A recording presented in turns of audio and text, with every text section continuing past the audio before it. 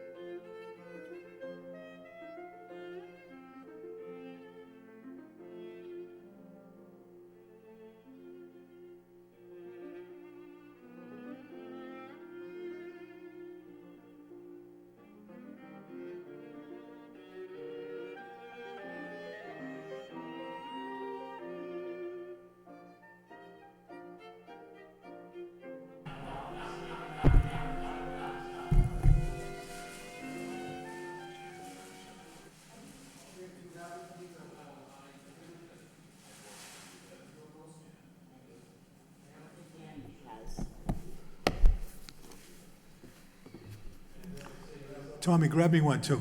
Tommy, if you can.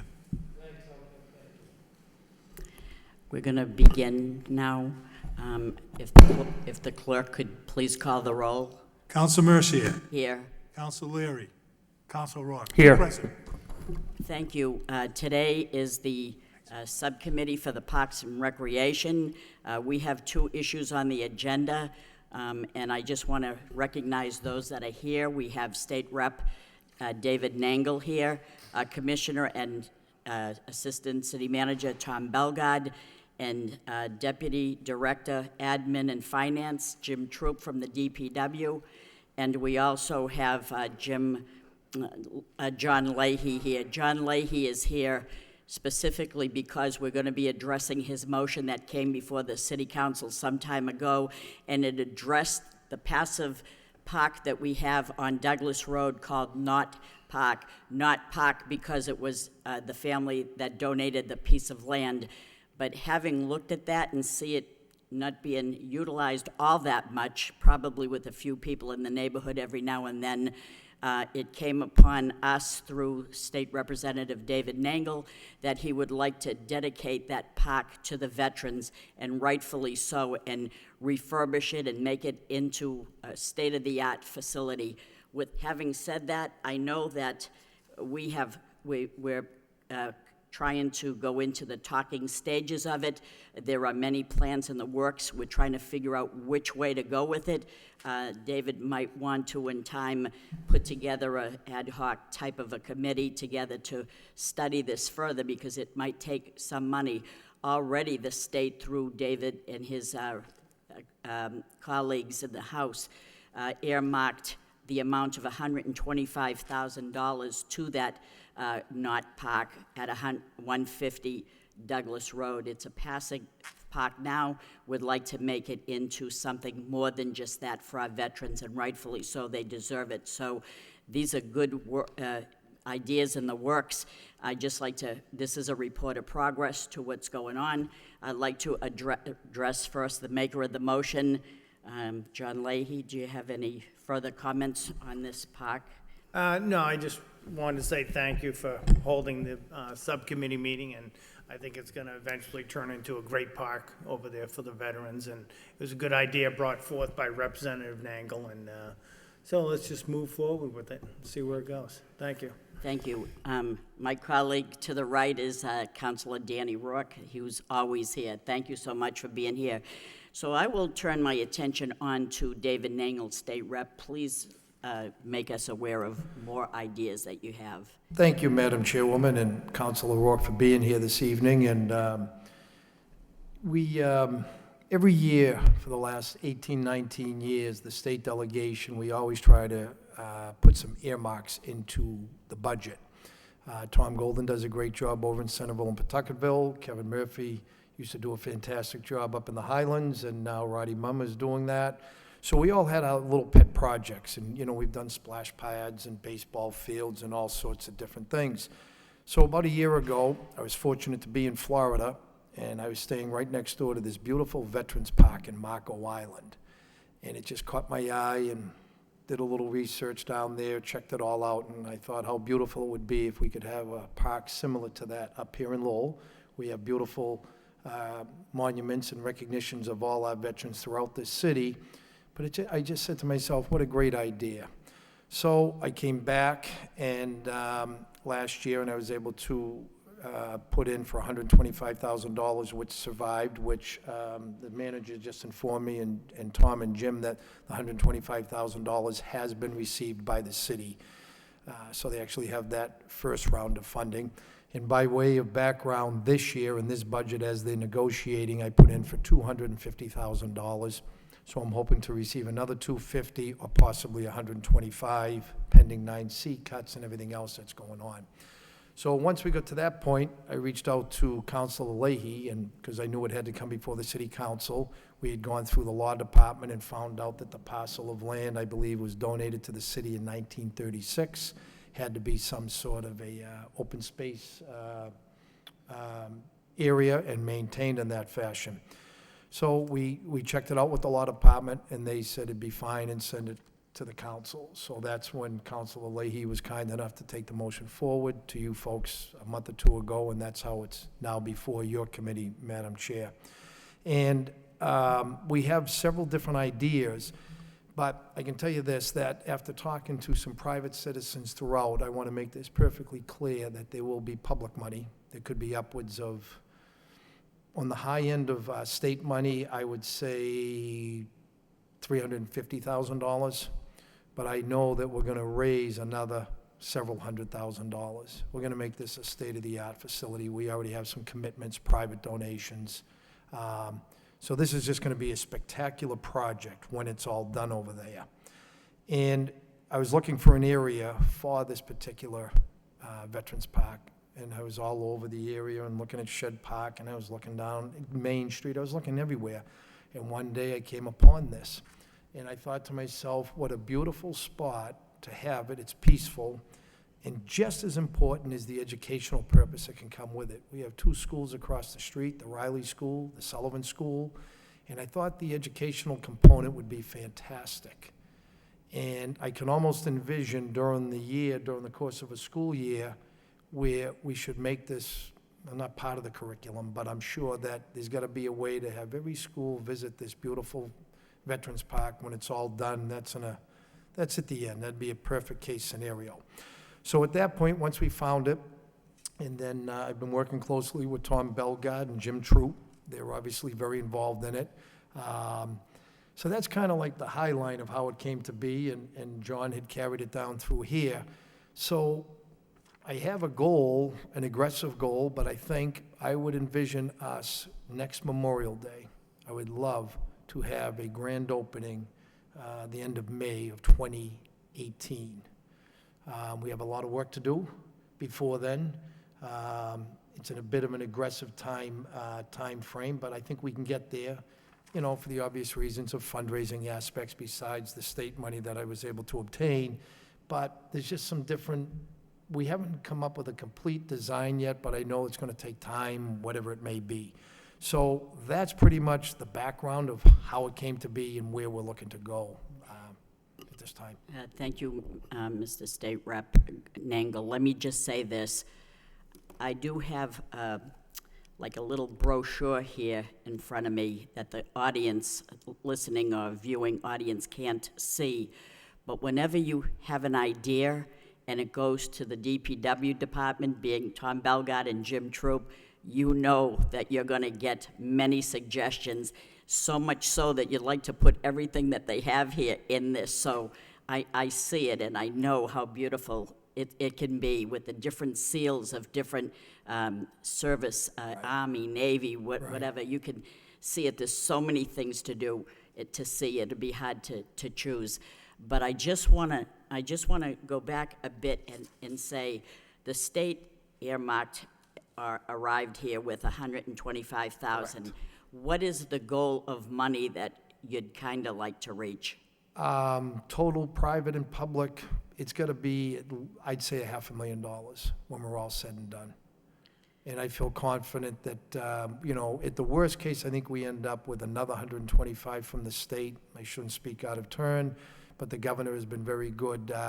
When they were doing 9C cuts last year, unfortunately, everything up this way kind of got put out. I had 250, but they left me with 125. So I feel confident I can get that again this year, or maybe the 250. That's going to be a remarkable accomplishment if this can be done, and I'm sure that it will. Thank you for bringing that idea forward. Now, I'm going to go to Commissioner Tom Bellegarde, and I know that you're very involved with this project along with Jim Troop. I see the beautiful pictures here and the different scenarios.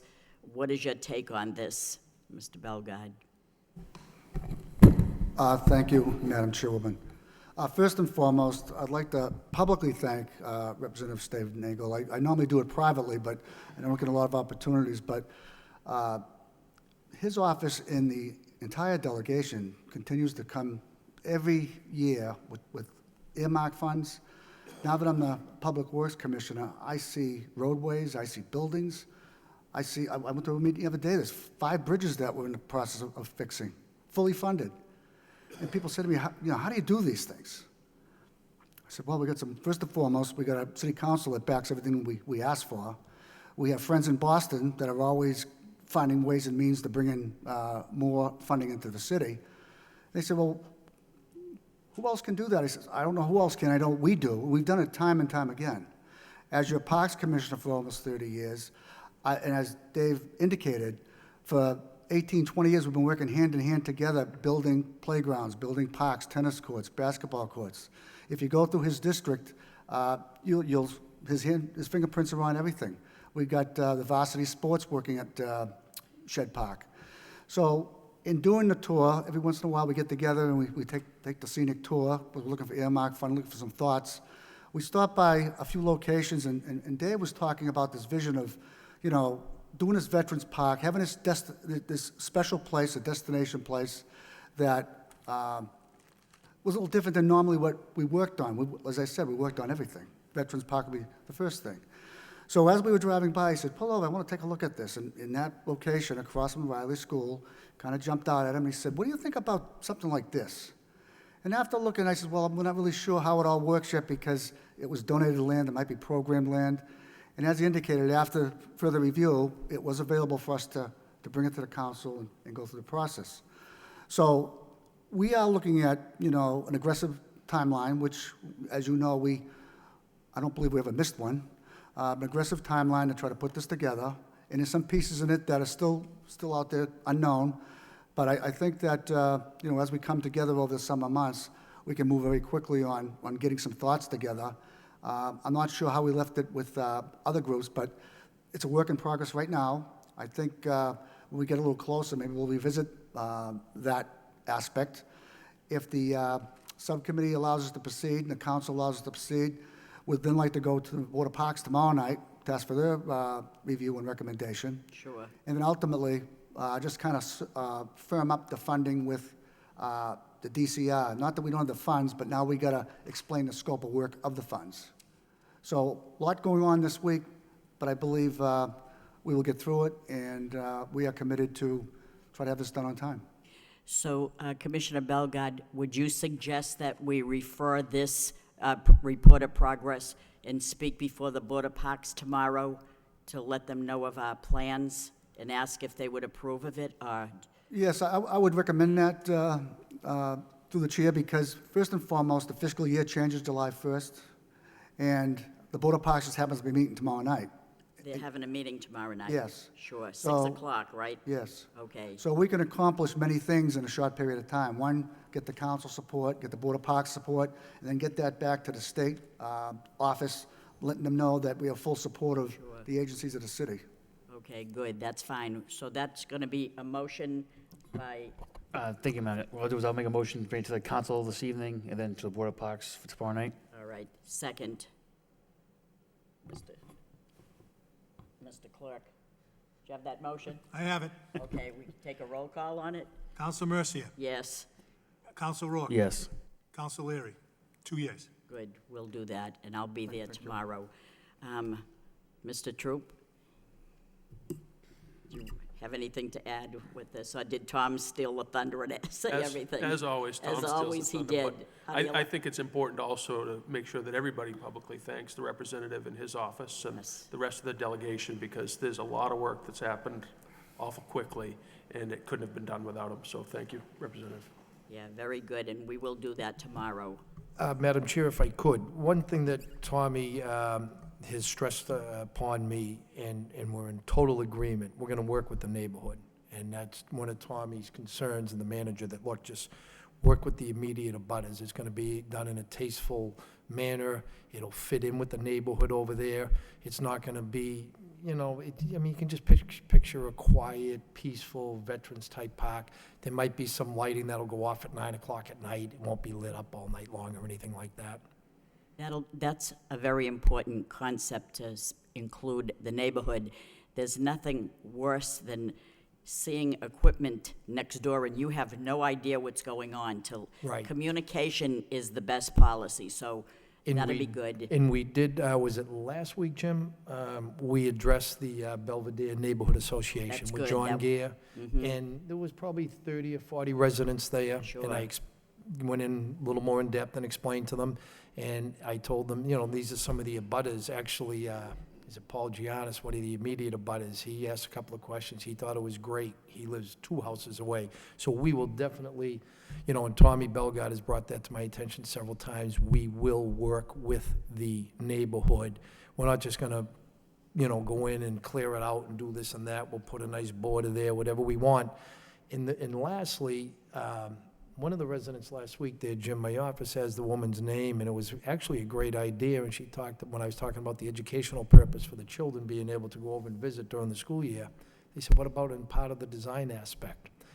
So it was kind of a pretty good, That's right. insightful thing. So we're coming up with a plan to maybe get a few schools involved and, you know, have a part of it maybe designed by Sure. 10-year-old children or 15-year-old children. So I think at the end of the day, we'll be proud of it. It'll be something else that Tom and his crew at the DPW will do second to none, like they always do in any of the parks in the city, as you know firsthand, Rita. So thank you very much. Thank you. I think that, any further comments, John? Again, I just want to say thank you to the representative and to Tom and Jim for all their work, and thank you for holding the subcommittee meeting. And so tomorrow night's the Parks meeting? To Border Park, 6 Border o'clock. I'll be there, I usually go. Okay. And And I address- just want to say that Representative Nangle looks pretty comfortable on that desk, so if you ever want to run for council and I'll run for rep seat, we can switch off. Swap off. Oh, my goodness, And do thank you that- very and, much. Madam Chair, one thing, I have to be in Boston tomorrow, so could you speak on my behalf? Yes, I will. You'll be there, Yes, I will. and you do a wonderful job anyways with it, but I'm going to be in Boston, I know, late tomorrow afternoon. And I know that you're meeting with the governor This this yeah. evening, so Thank you know you. what I mean. Thank you, Madam Chair, thank you, Councilor Promote this, Rock. this is great. Thank you so very much. much. This is wonderful, thank you. We have another item on the agenda. This is coming in at like the last minute, but it's very, very important to me that we talk about this because has come to me like last week, so I really didn't have a chance to make a motion, but we probably could make a motion here. It was brought to my attention that this young lady who was 27 years old was in a very fatal accident. She was quite loved within the city. Her father, Ed Zapatka, is here. He's a DPW worker as well. And I'd just like to tell you a little bit about this young lady. This is going to be a part of my report of progress, but this is going to be very spectacular. Ed is the proud parent, along with his wife, and he has had a daughter, 27 years old, in 2015. Her name was Amber Zapatka, and I just want to tell you a little bit about her.